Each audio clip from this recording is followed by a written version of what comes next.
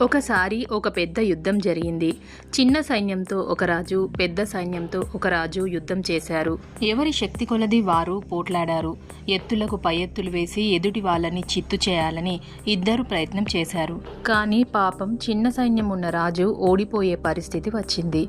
ఆ రాజు మిక్కిలి అలసిపోయాడు. ఒంటి నిండా దెబ్బలతో అతనికి నిలబడే శక్తి కూడా లేకుండా పోయింది. తాను గెలవడం ఎటూ కుదరదని తెలిసి ఆ రాజు మెల్లగా ప్రక్కదారిన పారిపోయి దగ్గరలోని ఓ గుహలో దాక్కున్నాడు. అక్కడ అతనికి ఒక సాలీడు కనిపించింది. అది క్రింది నుండి పైనున్న తన గూటికి చేరుకోవాలని ప్రయత్నం చేస్తుంది. కానీ అది క్రిందకు పడిపోతోంది. అయినా అది తన ప్రయత్నం మానక 15వసారి తన గూటికి చేరుకుంది. దాని పట్టుదల చూసిన రాజుకు జ్ఞానోదయమయ్యింది.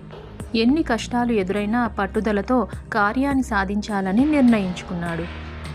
ఈసారి తప్పక శత్రువును ఓడించి తీరాలి అని గట్టిగా నిర్ణయించుకొని మళ్ళీ ఆ పెద్ద రాజుతో యుద్ధం చేయడం మొదలుపెట్టాడు. చిన్నరాజు సైనికులకు తగిన శిక్షణ ఇవ్వడం చేత వాళ్ళు సులభంగా శత్రువులను మట్టి కరిపించారు. పెద్ద సైన్యం గల రాజే చివరికి ఓడిపోయాడు. చిన్నరాజు విజేత అయ్యాడు. ఇందులో నీతి ఏంటంటే జయం పొందాలంటే మళ్ళీ ప్రయత్నించాలి.